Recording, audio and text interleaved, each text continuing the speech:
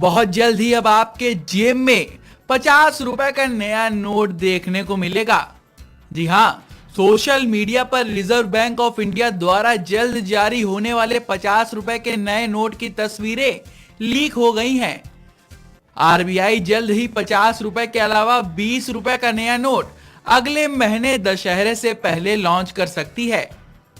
जारी की गई तस्वीरों के मुताबिक 50 रुपए का नया नोट फिरोजी कलर में होगा। इस नोट की प्रिंटिंग और डिजाइन अभी चल रहे 500 और 2000 के नोट की तरह है।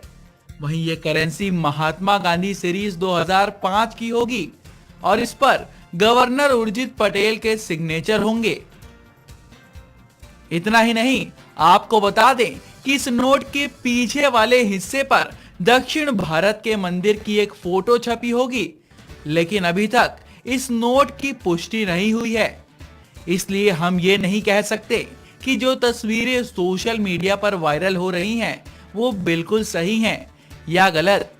जब तक आरबीआई इस नोट को अपनी तरफ से जारी नहीं कर देती, तब तक इसकी सच्चाई पर विश्वास नहीं किया जा सकता। वहीं नोटबंदी के बाद आए 500 और 2000 रुपए के नए नोट के बाद अब सरकार 200 रुपए का नया नोट भी लाने वाली है।